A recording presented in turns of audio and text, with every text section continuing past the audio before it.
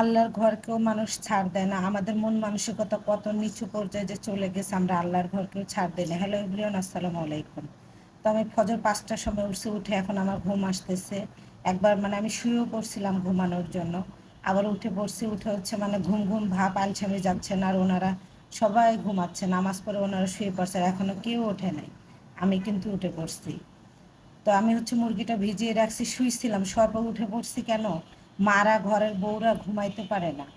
সন্তান কি খাবে এই টেনশনটা মাথায় সবসময় কাজ করে। আর এগুলো কালকে রাত্রে থালাবাটি, আমার হাতটা একটু ব্যথা, আপনাদের ভাইয়াকে রাখতে বলছে, একটু খোলায় রাখবে না, খোলায় রাখে না। তো যাই হোক, আমি সকালবেলা উঠে গেছি। সবাইকে শুভ সকাল। যেহেতু সকাল থেকে আজকে ভিডিওটা শুরু করতেছি, আমি আজকে কি করি না করি সব কিছু আপনাদের সঙ্গে শেয়ার করবো। আমরা মানুষ এমন পর্যায়ে চলে গেছি, আমাদের আল্লাহর ঘর যেখানে আমরা 5 ওয়াক্ত নামাজ পড়ি বা যার যার উপাসনালয় আছে, আমরা সেটাকেও ছাড় দিচ্ছি না। আমাদের মানুষের মন মানসিকতা কোন জায়গায় চলে গেছে বলেন। তো আমি হচ্ছে সকালে কি হয়েছে না হয়েছে সব কিছু এই ভিডিওতে শেয়ার করব। দেখতে থাকেন। আর কে কোথায় থেকে দেখতেছেন অবশ্যই কমেন্টের মাধ্যমে জানাবেন। তো আমি একটা কলা নিয়ে নিলাম, কলাটা নিয়ে কলা খেলাম, আর এক গ্লাস পানি খেলাম। খেয়ে হচ্ছে এখন হচ্ছে মুরগিটা তো এখানে ভিজাই রাখছি। মুরগি তো খালি রান্না করলে হবে না, সাথে আর একটা কিছু করতে হবে। তো আমি হচ্ছে এগুলো নিচ্ছি, পটলগুলো নিচ্ছি, ধুন্দুল বলে এটাকে, আর আমার শ্বশুরবাড়িতে পটল বলে।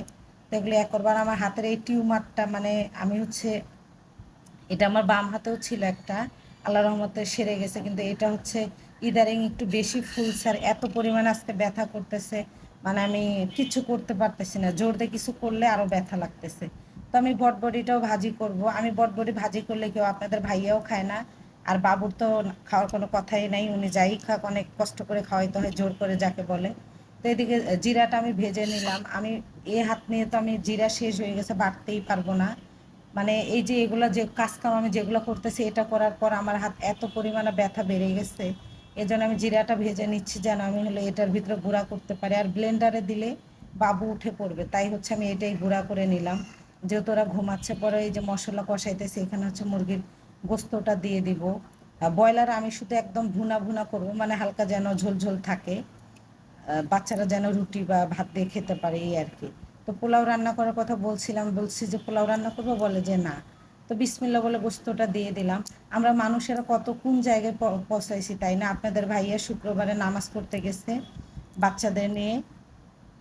নামাজ পড়ে, যেহেতু মসজিদে অনেক এখনো অনেক পরিমাণে গরম, বাহিরেও জায়গা পায় না, অনেক মুসল্লি কিন্তু নামাজ পড়ে সালাম ফিরিয়ে আপনার উঠে পড়ে, অনেকে মুনাজাত করে না। তো আপনাদের ভাইয়া সেই রকমই অনেক পরিমাণে ঘেমে গেছে নামাজ আদায় করে। ওর হচ্ছে বাটা জুতা নিয়ে গেছে নামাজ পড়তে। তো মানুষ টার্গেট করে রাখে না কি করে আল্লাহ ভালো জানে। মসজিদ নামাজের জায়গায় কেউ গেছে নামাজ গুণা নিজের কমাইতে, আর কেউ হয়তো বা গেছে গুণা বাড়াইতে, আমার কাছে মনে হয়।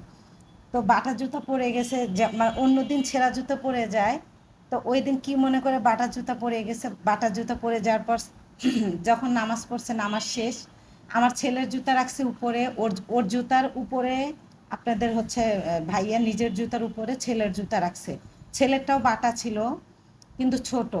পরে ছেলেটাও রেখে দিয়ে আপনাদের ভাইয়ার বাটা জুতাটা নিয়ে গেছে, মানে ওই হাইস্ট হলে খুব কম পড়ছে, মানে আপনার নিচের যে একটা ইয়া থাকে না, ওইটাই যায় নাই।